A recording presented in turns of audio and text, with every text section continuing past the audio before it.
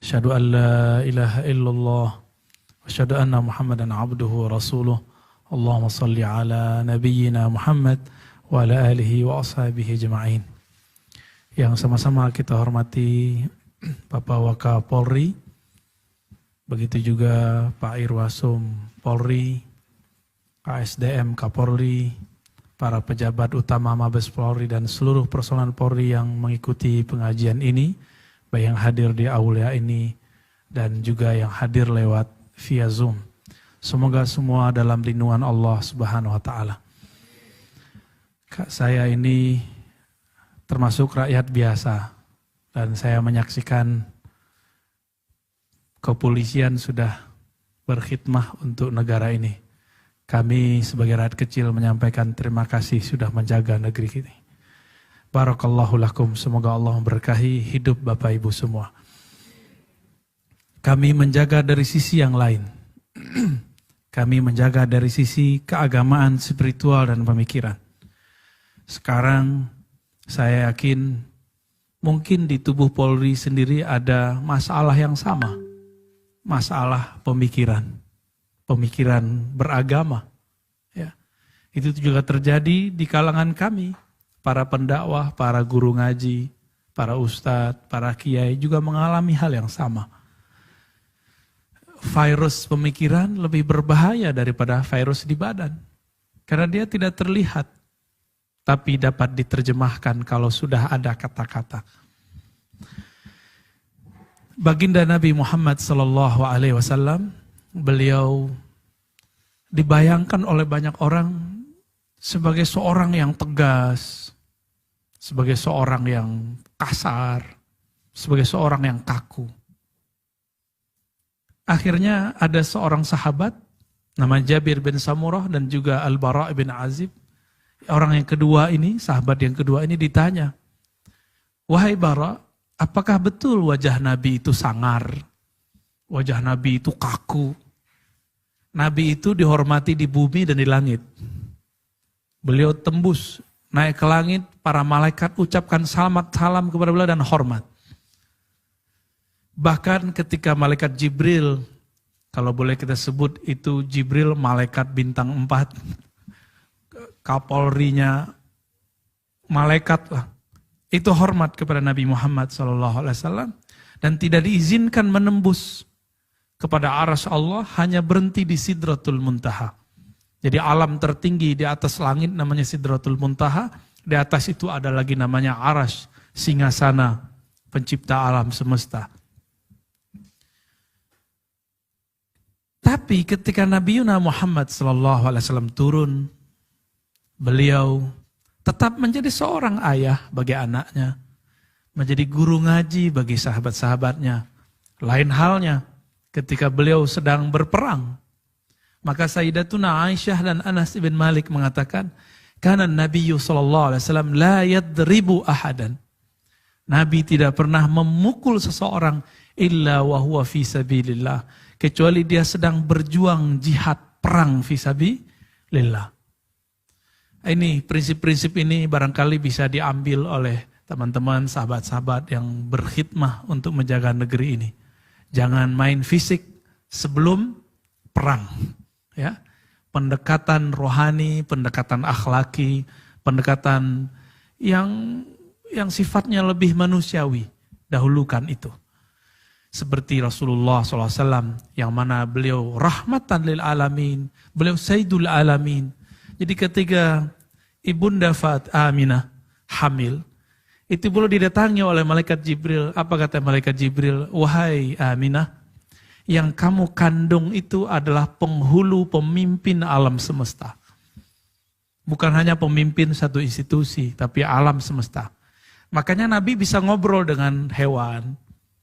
Ada Bapak yang bisa ngobrol dengan hewan, Pak? Bisa ngobrol dengan pohon.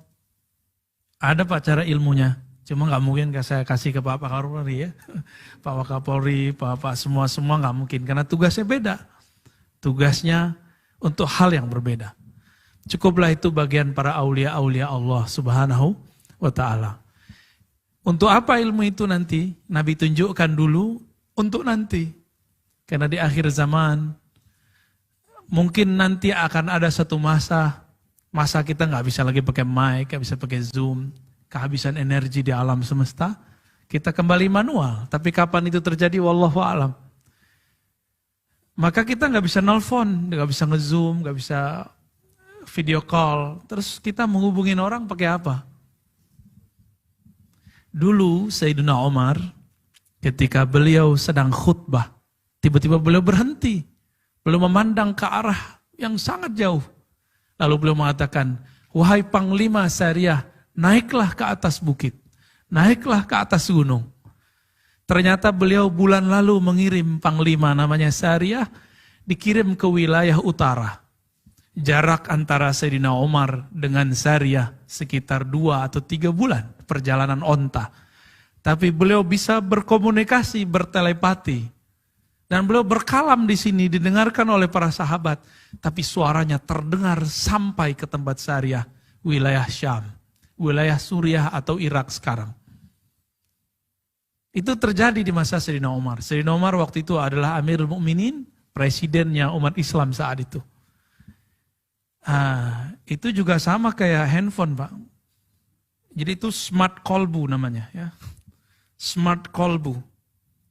Kalau ada smartphone, bisa nelpon, bisa video call. Ini kolbunya Sayyidina Umar itu sangat smart. Beliau bisa komunikasi tanpa alat komunikasi yang ada sama kita sekarang. Sebenarnya itu sudah ada pada Bapak Ibu ketika berfirasat kepada anak.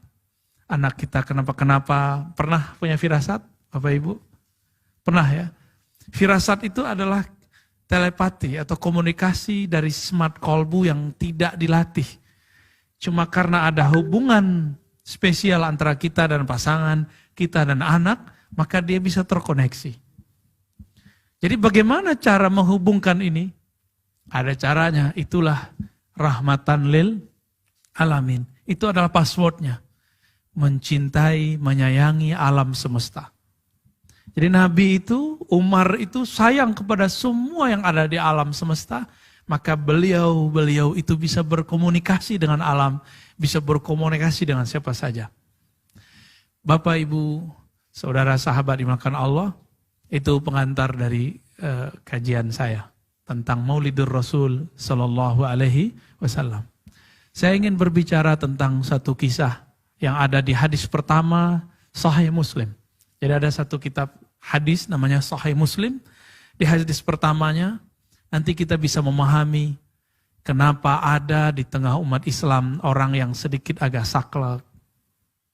Agama amanah apa saja itu bisa ini dijadikan sebagai prototipe sebenarnya. Di situ terjadi dialog antara Sayyidina Jibril dan Sayyidina Muhammad Sallallahu Alaihi Wasallam. Kenapa ada orang yang terlalu spiritualis?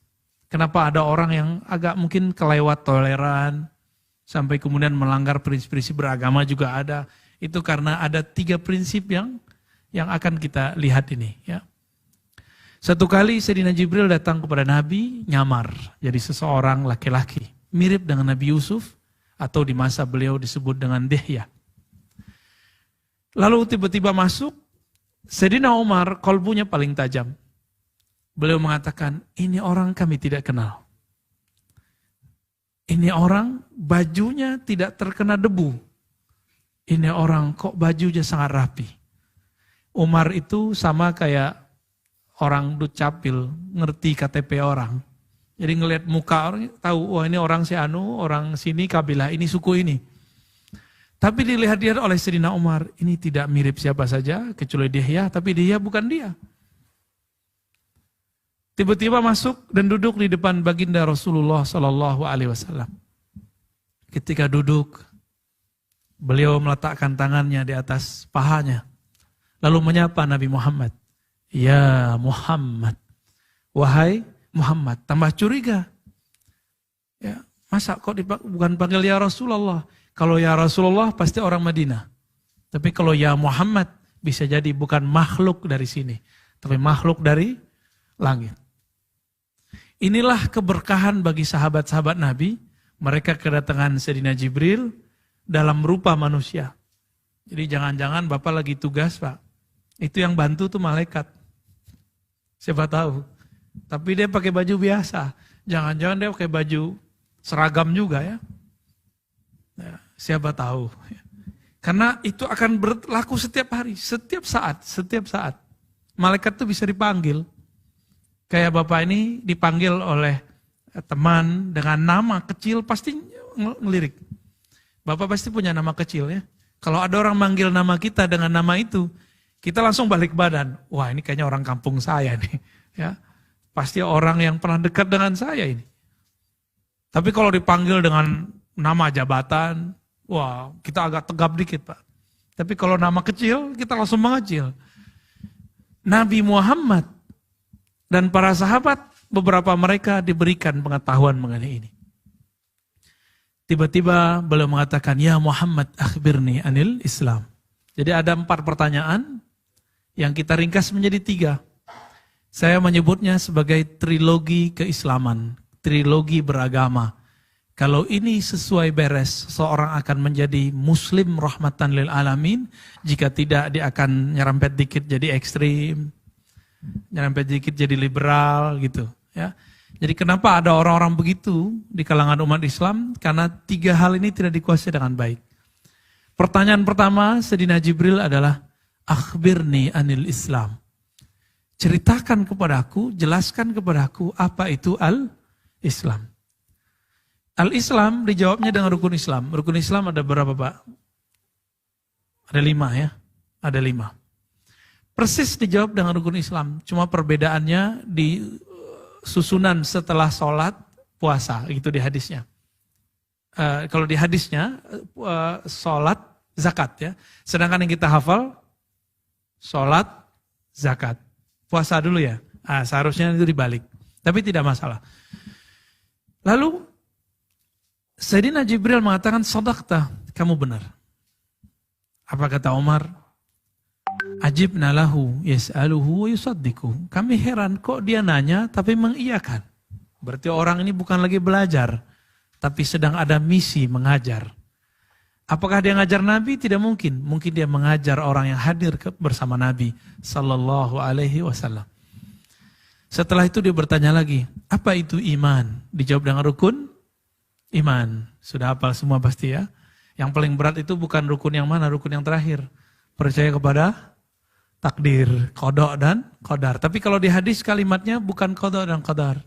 Di hadis itu antu'mina bil qadari khairihi wa syarrih.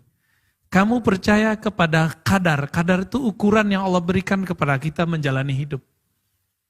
Apa yang saya alami hari ini, apapun posisi Bapak Ibu sekarang, itu adalah kadar. Kadar ini semuanya baik dari sisi Allah. Tapi ketika turun, kita inilah yang menerjemahkan khair atau syar, baik atau buruk. Silakan dijawab dalam hati sendiri Bapak Ibu, apakah kondisi sekarang itu adalah kadar takdir yang baik menurut Bapak? Dalam hati aja ya. Ya. Semuanya Allah berikan itu baik. Ya. Saya kalau senyum ke Bapak, kalau kita nggak musuhan, senyumnya ditanggapi dengan senyum. Tapi kalau kita lagi nggak baikan, saya senyum dianggap lagi nyengir. Bener ya? Saya nyapa kepada teman, dijawab. Tapi kalau lagi musuhan, nyapa dianggap bentak. Nah ini 2 hal yang berbeda. Jadi semuanya ada dalam chip pikiran kita dan kolbu. Lalu Sayyidina Jibril bertanya lagi, apa itu ihsan? Apa yang disebut dengan ihsan? Lalu Sayyidina Nabi SAW menjawab, ihsan, engkau beribadah seakan memandangnya. Jika tidak, engkau merasa dipandangnya. Di situ ada pertanyaan keempat tentang hari kiamat, tapi kita skip dulu. Ya, kita kembali. Tadi ada 3 pertanyaan, apa saja Bapak Ibu? Islam, iman, ihsan. Nah ini tolong diingat-ingatin ya.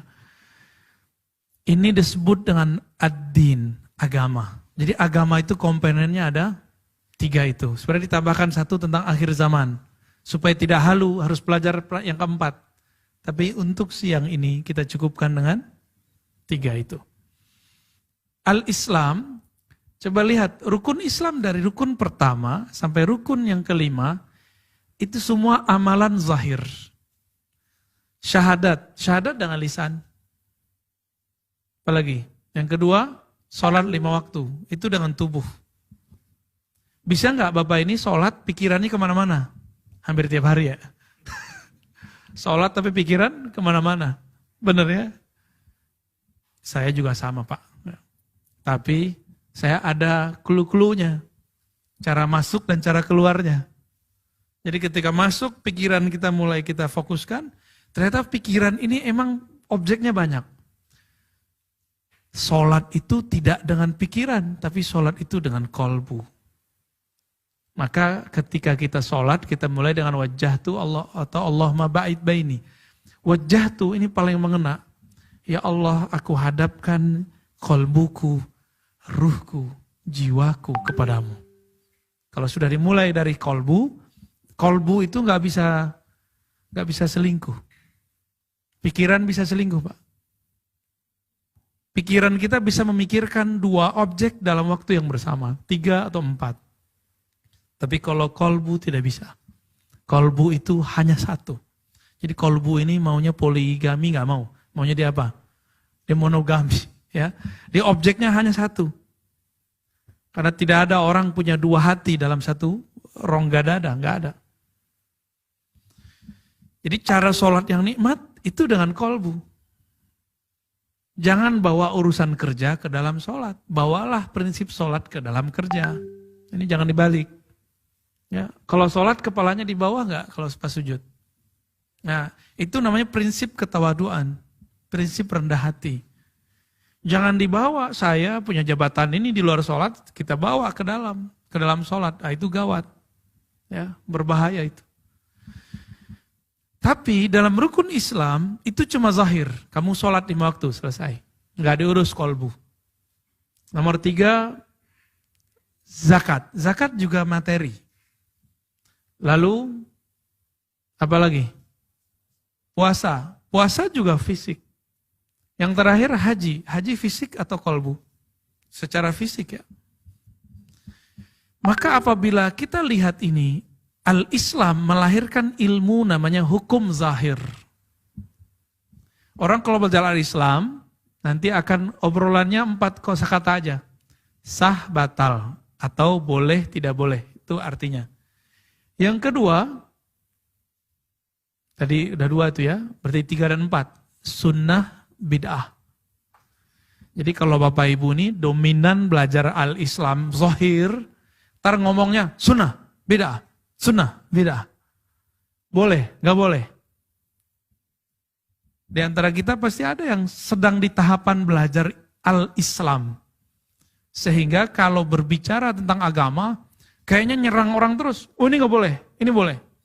Wah Ustadz tuh ngomongnya gak bener tuh. Ya. Wah teman kita di masjid tuh salah itu. Nah, berarti dia lagi asik di bagian Al-Islam. Bayangkan saja ini lingkaran, bagi 3, sepertiga Al-Islam, sepertiga Al-Iman, sepertiga Al-Islam. Udah kebayang? Oke, ini sepertiga yang ketiga. Sepertiga yang pertama. Sepertiga yang pertama ini berbicara tentang hukum zahir. Nah, kosakatanya tadi apa? Sah batal. Boleh tidak boleh atau sunnah bid'ah. Sudah ketemu punya teman begitu enggak? Atau punya tim begitu? Oh berarti tolong dimaklumi, dia sedang dalam tahapan belajar Al-Islam. Ya. Tidak ada di Quran dan Sunnah. Nah itu kosakatanya tuh. Kalau lagi asik belajar Al-Islam. Enggak ada masa Rasulullah. Nabi tidak melakukan itu. Tidak ada di masa Nabi. Kosakata ini baru sepertiga dia belajar Islam dan baru kulitnya. Karena Al-Islam ini nanti melahirkan ilmu namanya fiqih dan usul fikih. Ya, bersama kita ada Buya Zul Asfi yang nemenin saya di Ribat ya. Ini beliau pakar fikih usul fikih masih muda. Ya, tapi saya lebih muda dari dia. Lebih muda sebulan. Tuh Buya, ini pakar usul fikih. Orang ketika belajar Al-Islam tidak jalur ilmu fikih dan usul fikih, tapi langsung baca kitab hadis, kitab sunnah, wah ini agak berbahaya. Jadi kalau belajar nanti, mohon nanti kalau memang ada semacam pendidikan keruhanian bagi anggota, kurikulumnya pakai 3 tadi, Islam, iman, ihsan. Untuk bab al-Islam, boleh ngaji sunnah, ngaji fikih, tapi lewat jalur apa? Dari fikih ini muncullah kemudian di zaman sahabat Nabi, imam mujtahid. Imam mujtahid ini kemudian melahirkan 4 mazhab. Nah, sebenarnya banyak mazhab. Apa arti mazhab? Kesimpulan para imam dalam memudahkan dalil-dalil agar dipahami dengan lugas oleh umat. Maka ada muncul namanya mazhab Hanafi. Apalagi? Mazhab Maliki. Mazhab kita di Indonesia kebanyakan apa? Syafi'i. Dan yang keempat, Hanbali. Nah, ada yang semi-semi nih. Semi-semi Hanbali namanya Salafi. Tapi bukan Salafi, bukan Hanbali juga. Cuma sayang, kelompok Salafi ini membatalkan 4 mazhab ini. Ini yang masalah sebenarnya. Itulah sebabnya kenapa kalau ada di antara anggota kita, teman-teman kita, kawan kita, tetangga kita, sedang belajar al-Islam dengan jalur mazhab, itu beda hasilnya kalau belajar al-Islam dengan jalur tidak bermazhab. Apalagi anti mazhab. Maka saya kasih tahu, mohon maaf, agak sedikit menggurui Bapak Ibu, karena emang disuruh jadi guru kan. Tolong jangan terlalu keras kepada anggota yang sedang terinfiltrasi pemikiran sunnah bid'ah ini. Dia butuh bimbingan lanjutan. Ya, jangan terlalu kasar, mereka sedang lagi cinta-cintanya sunnah, tapi dengan jalur, bukan jalur ulama besar. Mereka mau jalan pintas. Apa kata ustadz-ustadznya? Tidak usah ikut imam, tidak usah ikut mazhab, langsung saja pada Al-Quran dan sunnah. Ungkapan begini seakan-akan benar, ya.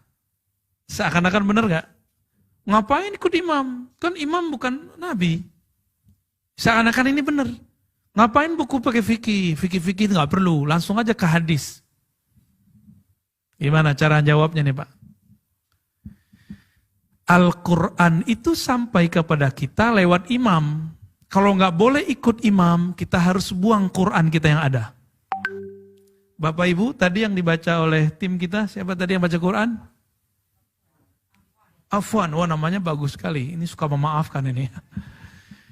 Itu Bang Afwan baca Quran, itu riwayat Imam Asim, yang kemudian dia punya murid namanya Hafaz.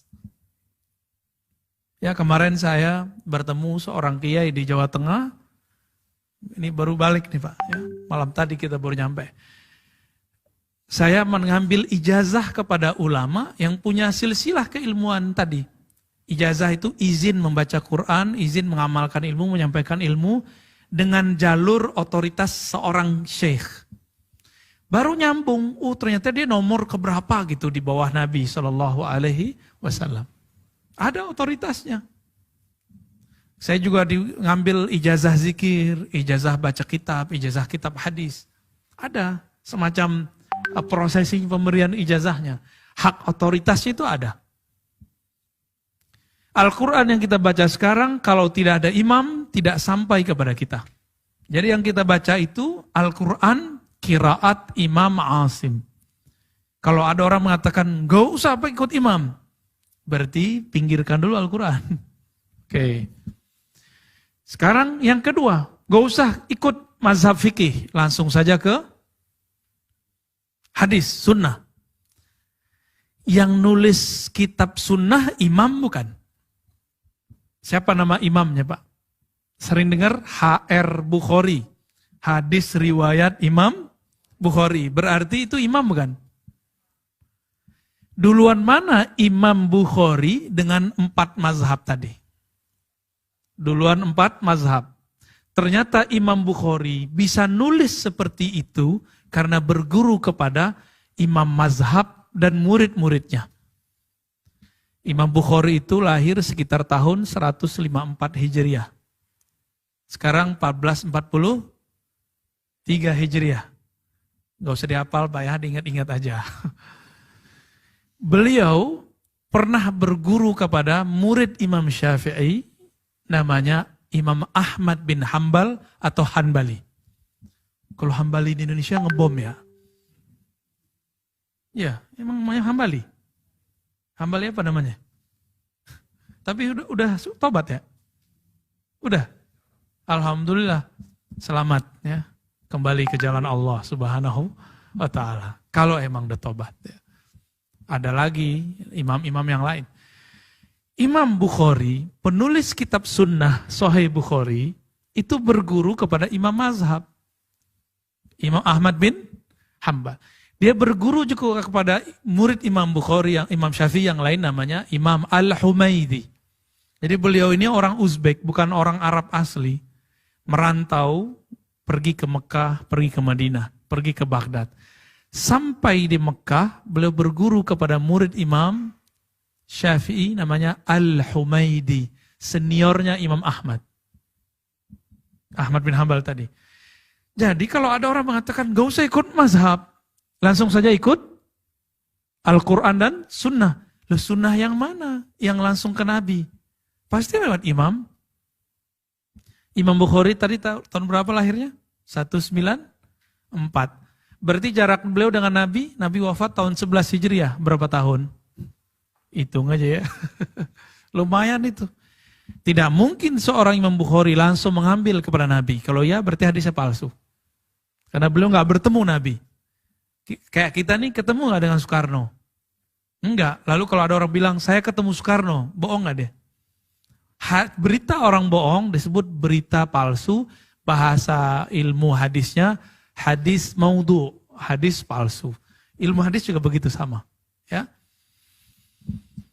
Maka jika ada di antara kita yang sudah terkena ya kata-kata seperti ini, ya, saya mengimbau kembali, ayo kembali kepada jalan keilmuan Ahlus Sunnah yang benar, yang tepat. Ya. Kita boleh merasa benar, tapi tidak boleh merasa paling benar. Ya. Kalau nggak benar, ngapain kita beragama? Kalau nggak benar, ngapain Bapak Ibu kemudian menerapkan peraturan-peraturan yang sudah ada? Dan yang kedua, al-iman. Al-iman ini isinya semua percaya dari pertama sampai nomor 6, benar nggak? Ya. Percaya ini, kosakata yang muncul dari situ adalah tidak dan iya. Tidak percaya, percaya. Apalagi benar, salah. Sesat, tidak sesat. Waktu beberapa tahun lalu sering nggak dengar ada ustadz ngomong sesat, ya, kafir, ya. Berarti ustadznya sedang dominan dalam pikiran dia bab tauhid, bab akidah. Karena al-iman ini melahirkan ilmu namanya ilmu akidah. Ilmu akidah ini ada pakemnya. Kalau dia tidak mengikuti pakemnya, maka dia akan menjadi orang yang suka mengkritik. Tidak respect kepada orang, sering menyalahkan. Punya teman gak sering ngomong, itu salah tuh. Gak bener tuh. Kalau tadi sunnah, bid'ah. Sah, tidak sah.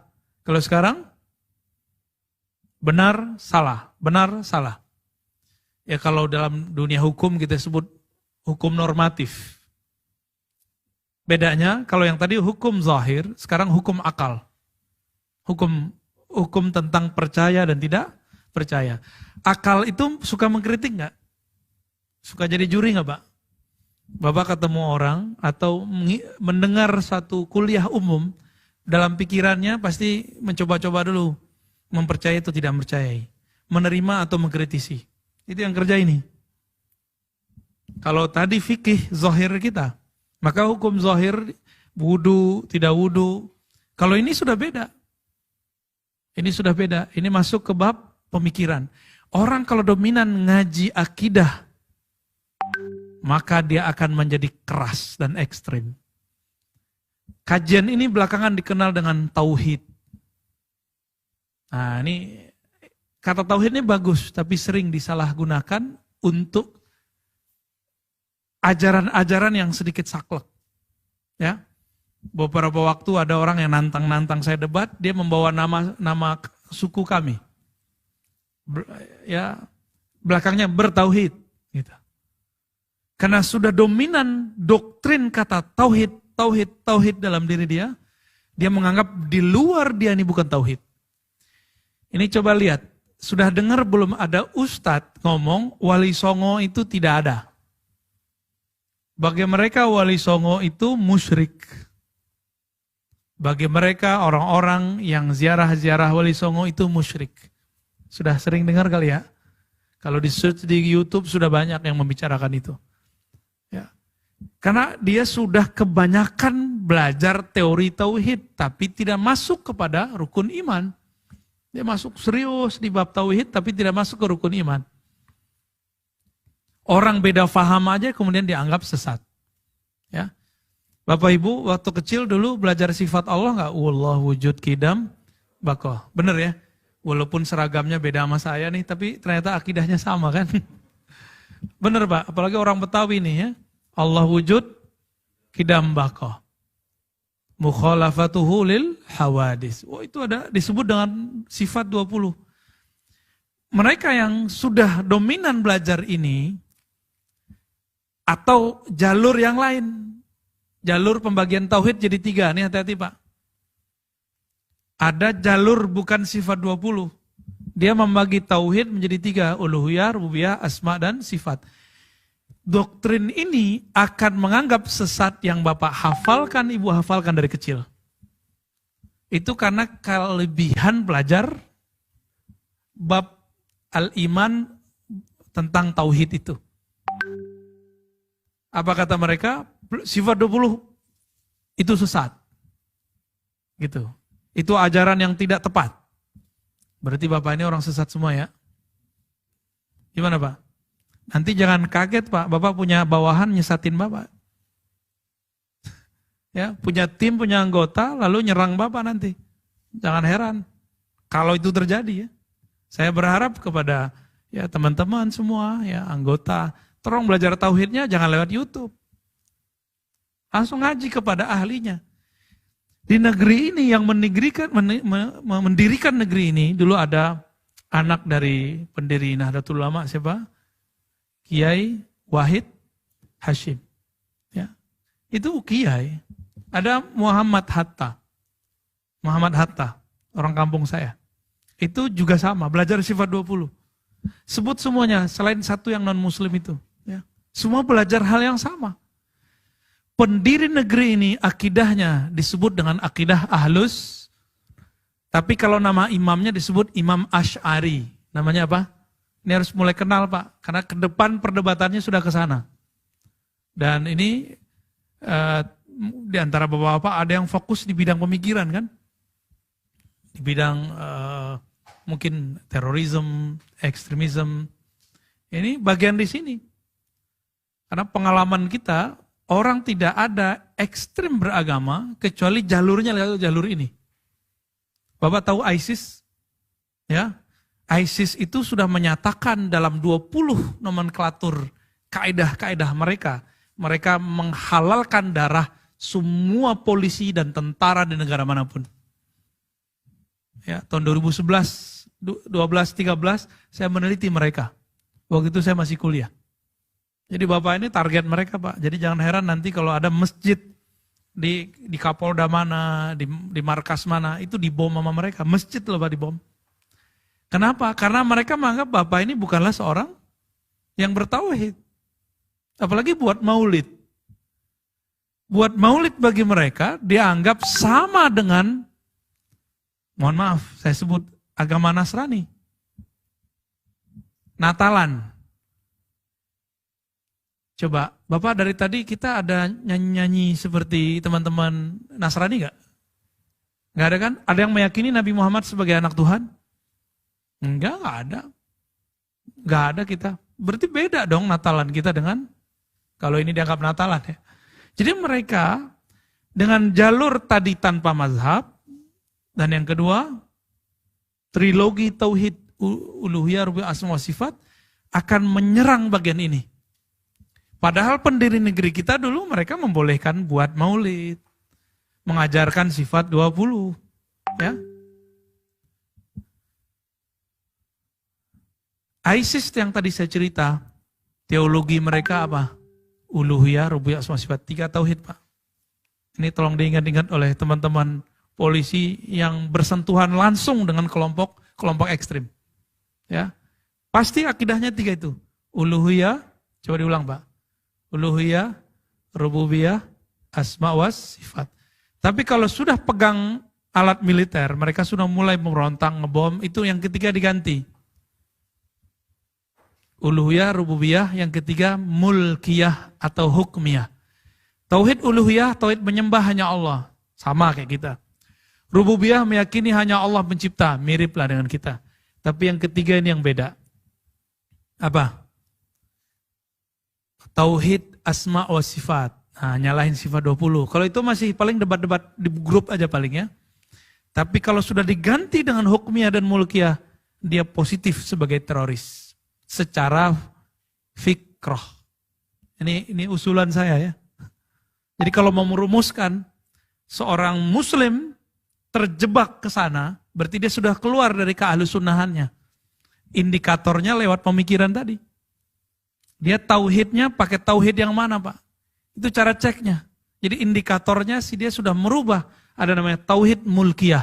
Hanya ada satu kekuasaan Allah. Lah alam semesta ini kan kekuasaan Allah. Ternyata maksud dia hanya ada satu pemerintahan. Hukumnya harus hukum Allah. Lah apa kita tidak berhukum dengan hukum Allah? Kita kan berhukum dengan hukum Allah juga. Lalu dibacakanlah ayat oleh mereka, wa man lam yahkum bima anzalallah fa ulaika humul kafirun. Surah Al-Maidah. Sampai tidak berhukum dengan hukum Allah kafir. Indonesia ini lagi jadi target. Karena Indonesia dasar hukumnya, falsafah kita, Pancasila lalu undang-undang dasar. Bagi mereka ini bukan Quran. Jadi maunya diganti. Tapi saya tanya ke teman-teman itu, bukankah sila pertama yang ada di Pancasila itu adalah ayat yang suratnya kalau dibaca sama dengan sebiga Quran. Qul huwallahu ahad. Iya juga ya. Beberapa bisa kita tarik. Tapi yang lain nggak bisa kita tarik. Jadi ini kepada Bapak polisi ya, teman-teman anggota, nih coba belajar Islamnya jalur yang mana nih, ya? Maka di sini ada namanya Ahlus Sunnah yang diriwayatkan oleh Imam Asy'ari, ya, diriwayatkan oleh Imam Asy'ari, penciriannya belajar sifat 20, itu akidahnya. Kalau tadi mazhab, kita mazhab apa? Syafi'i. Berarti pencirian sudah mulai ada agak sedikit saklek. Anti mazhab, anti imam, yang kedua anti sifat 20. Itu udah ada indikator, Pak. Indikator dia akan mudah sekali dicuci otaknya. Nah, saya berharap di anggota teman-teman polisi tidak ada yang terjebak di sana. Amin ya rabbal alamin. Dan yang terakhir ini yang paling penting, al-ihsan. Apa arti al-ihsan? Tadi engkau beribadah seakan menyembahnya, seakan melihatnya. Jika tidak engkau merasa dilihatnya. Ada yang bisa lihat Allah? Enggak ada. Pakai kolbu pun enggak bisa. Kolbu hanya bisa menyebut dan mengingat nama. Berarti memandang Allah itu dengan apa? Dengan energi yang dulu Allah pernah tiupkan ke dalam diri kita. Namanya ruh. Jadi ruh beda dengan kolbu. Kolbu itu dia tunduk kepada ruh. Akal dia tunduk kepada kolbu. Tubuh tunduk kepada akal. Jadi begitu. Tubuh ini akal, kolbu, ruh. Gitu lanjutannya, Pak. Akal hanya bisa membuat analog tentang Allah. Kias, perumpamaan. Kolbu bisa menyebut namanya dan mengenali sifatnya. Ruh bisa memandang dan merasakannya. Ya, gak usah jauh-jauh, Bapak ini pernah jatuh cinta dan benci kepada orang, benar? Ya, mungkin di dalam ruangan ini ada yang sedang jatuh cinta, ada juga yang lagi sakit hati. Cinta itu bisa dilihat nggak? Enggak. Di kolbu bisa dicek nggak? Cuma bisa diingat. Tapi yang bisa merasakan dia namanya ruh. Ruh itu kalau saya sebut dengan energi ilahiyah yang Allah tiupkan ke dalam diri kita. Dan dia abadi. Jadi ruh itu sangat abadi. Baik. Ihsan. Nah, ini melahirkan ilmu kerohanian. Kalau tadi Islam lahir ilmu zahir, ilmu fisik. Iman melahirkan ilmu akal, ilmu tauhid. Yang terakhir melahirkan ilmu ruhani.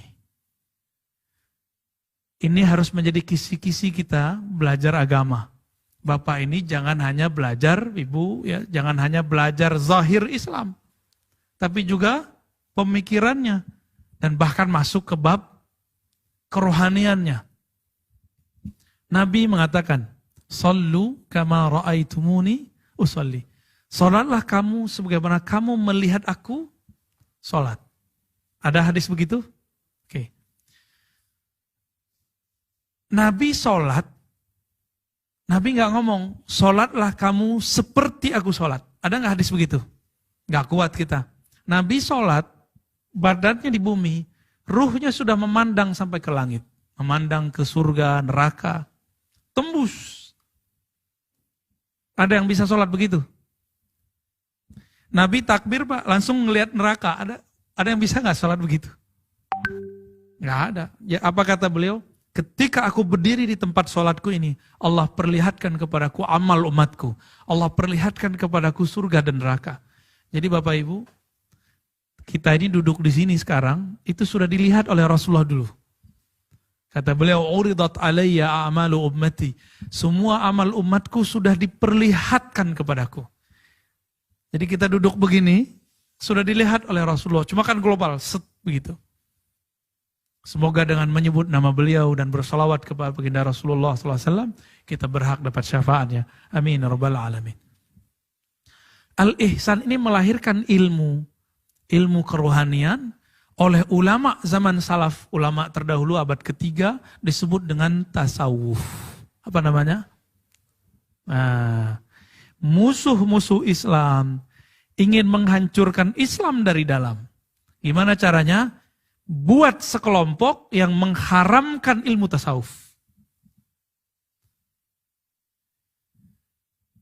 Dulu Sayyidina Umar diminta oleh gubernur Mesir, namanya Amr bin al-As. Tolong kirim dong 4.000 tentara. Yang dikirim oleh Umar berapa orang? 4 orang. Protes Amr bin al-As. Wahai Amirul Mukminin, saya minta 4.000 orang.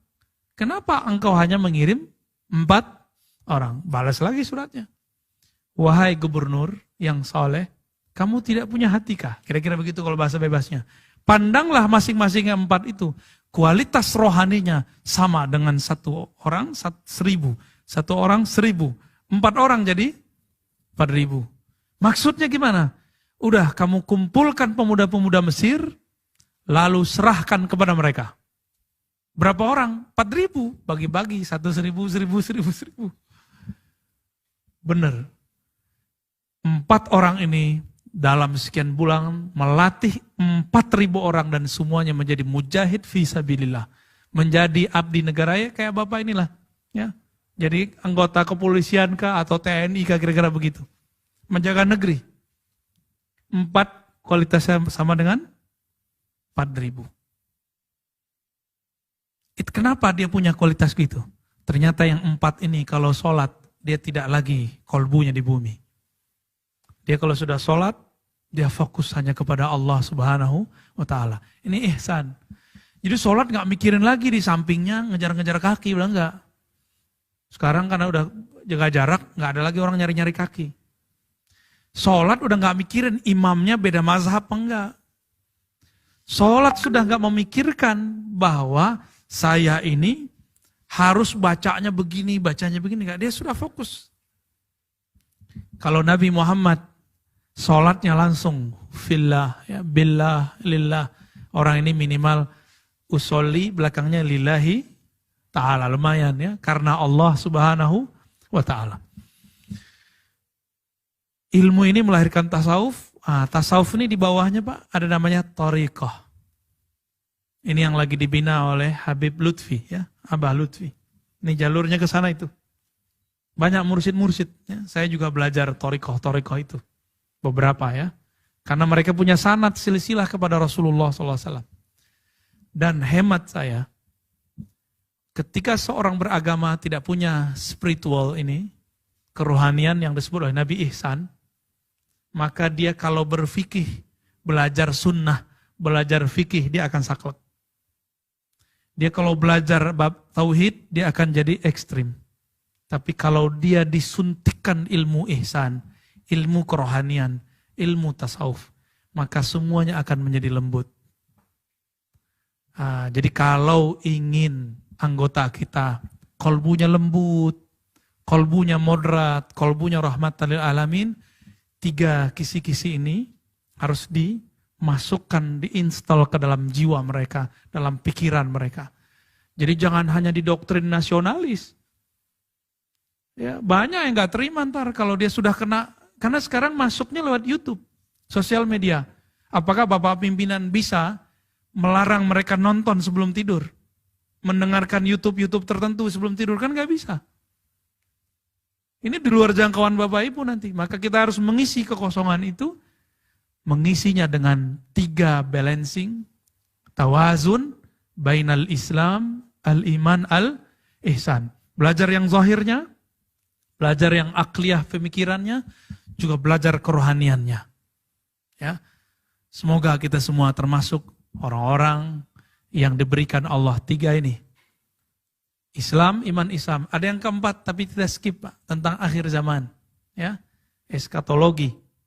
Jadi ada 4 pilarnya sebenarnya, tapi saya buka aja sedikit.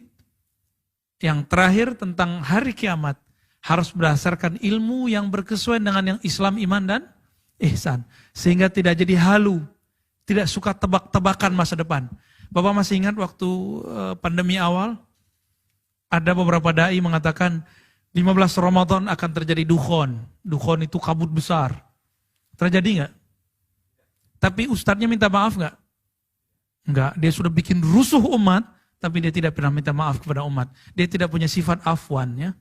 Afwan artinya pemaaf. Nggak punya sifat itu. Apa salahnya dia minta maaf dan katakan, mohon maaf para jamaah, saya salah meneliti. Nggak masalah. Mungkin dia bukan peneliti, karena yang biasa minta maaf atas kesalahan penelitian cuma peneliti. Tapi kalau udah jadi didaulat jadi ustadz, kayaknya semua kalam ustadz benar. Mohon maaf, ini refleksi kami. Kalau presiden kan ada yang ngawasin DPR. Kalau Polri, ngawasin KPK Pak ya? Oh ada, tapi untuk bidang korupsi-korupsi kan KPK ya. Terus apa lagi? Kompolnas. Ustadz siapa yang ngawasin? Gak ada kan? Wah ini celah besar nih Bapak Ibu. Tapi Ustadz jangan diawasin, Ustadz didampingin, itu yang enak. Maka saya berharap dari Bapak-Bapak Kapolri, Waka, dan semua jajarannya, jadilah pendamping para dai, para tokoh agama. Jangan mengawasi mereka, mereka pantang diawasi. Saya pantang Pak diawasi. Ini saya curhat aja ya. Pantang dicurigai-curigai, di intel-intel kita males banget tuh. Temenin aja. Ya, jangan model kayak musuhan. Masuk terus di intel, gak usah. Bapak silaturahmi, berkalam-kalam, membangun persaudaraan. Ya. Anggap saja kita ini beberapa bintang-bintang di negeri. Ada bintang di bagian kemiliteran sipil, ya, keamanan seperti bapak-bapak ini. Ada yang di bidang keagamaan. Semuanya adalah bintang-bintang. Dan kalau mereka ini tidak bersaudara, Mesir itu Pak, kalau mereka tadi tidak saudara, Mesir sudah hancur. Seperti Libya, Irak, sudah hancur. Suriah sudah hancur? Sudah hancur. Mesir masih ada Al-Azhar. Al-Azhar ini diminta oleh Presiden As-Sisi untuk menghapus bab jihad. Ini salah nggak yang ngomong nih? Presiden minta ulama, nyetir ulama, salah nggak nih? Salah besar dia. Apa kata ulama Al-Azhar? Wahai Bapak Presiden yang kami hormati, kamu urus saja tugasmu. Di Al-Azhar bab jihad diajarkan sesuai pada tempatnya. Beda kalau di luar Al-Azhar. Orang belajar jihad dulu, baru belajar iman. Makanya baru saja masuk Islam, baru saja hijrah, sudah teriak takbir jihad. Tapi di Al-Azhar tidak, begitu kata mereka. Kami mengajarkan berislam, beriman, berihsan, baru diajarkan jihad. Jadi tidak usah masuk ke dapur-dapur kami. Urus saja dapur Bapak. Mereka ini bintang Pak. Apa kata Syekhul Azhar? Kami ini tidak di bawah presiden, juga tidak di atas presiden. Kami setara. Begitu mereka menjaga marwah. Karena ternyata di sejarah Al-Azhar, mereka dulu malah jadi atasannya para raja-raja. Jadi raja-raja itu hormat kalau ada ulama yang datang. Ulama dari masyayikh Al-Azhar. Maka semoga terjadi semacam kerjasama, kekeluargaan, keluarga besar antara orang-orang beragama, tokoh beragama, dengan orang-orang yang sedang berjuang menjaga negeri ini. Amin rabbal alamin. Dan kita tutup dengan doa. Sebelumnya kita bacakan surah Al-Fatihah. Semoga Allah membuka pikiran, kolbu, ruhani kita semua untuk bermunajat kepada Allah Subhanahu wa taala. Al-Fatihah.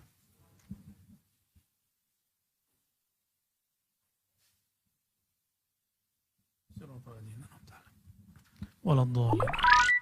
Na'udzu billahi minasyaitonir rajim. Allahumma rahmanir rahim. Shalli ala nabiyyina Muhammad. Allahumma ya Jalal, ya sahibal jalali wal jamal. Jammilna bijamalik wa zayyinna bi'izzatik. Allahumma salli ala sayyidina Muhammadin al-Fatih lima ughliqa wal khatim lima sabaq. Nasirul haqqi bil haqqi wal hadi ila siratal mustaqim wa la alihi haqqa qadri wa miqdaril azim. Waghfirna ya Ghaffar fa innaka ghafurur rahim. Allah ya Rahman ya Rahim. Wahai Zat yang memandang kolbu kami, di kolbu kami ada nama selainmu ya Allah. Ampunkan kami, salat kami tidak khusyuk ya Allah. Ampunkan doa kami pun tidak mustajab ya Allah. Ampunkan zikir-zikir kami kurang tulus ya Allah. Ampunkan ilmu kami kurang banyak ya Allah. Ampunkan akhlak kami belum sempurna ya Allah.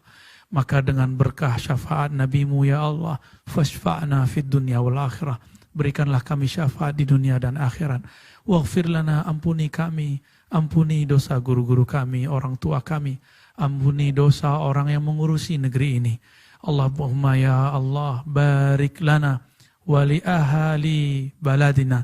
Ya Allah, berkahi kami, berkahi rakyat-rakyat kami, umat kami, pemimpin-pemimpin kami, orang-orang yang bertugas menjaga negeri kami. Allah mansurna wa iyahum. Ya Allah, bantulah kami, bantulah mereka. Allahumma ya nur, ya man huwa nurun ala nur. Wahai Allah yang memiliki cahaya, hati kami gelap, berikanlah cahaya namamu, berikanlah cahaya sifatmu, berikanlah cahaya nabimu, cahaya akhlak indah dari nabimu, cahaya kelembutan hati dari nabimu. Allahumma ya Rahman ya Rahim ya Karim, ij'alna min ibadikal mukramin. Ya Allah, Engkaulah Maha Pemurah, Maha Karim. Banyak hambamu yang Engkau beri nikmat, tapi dia tidak menyembahmu. Engkau betul-betul Karim, Pemurah ya Allah. Tapi kami tidaklah pemurah seperti Engkau, tidaklah baik seperti Engkau. Namun kami ketika disakiti orang, kami balas mesakitinya. Kami ketika dizalimi orang, kami membalasinya dengan lebih lagi. Ampunkan sikap keras kami ini ya Allah. Allahumma ya azim, ya azim. Amal kami sangat sedikit, tapi Engkau maha azim, Engkau maha agung, maha besar. Anggaplah besar amal kami ini ya Allah.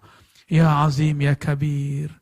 Dosa kami sangat besar ya Allah, tapi rahmat-Mu, ampunan-Mu lebih besar ya Allah. Maka ampunkanlah dosa-dosa kami.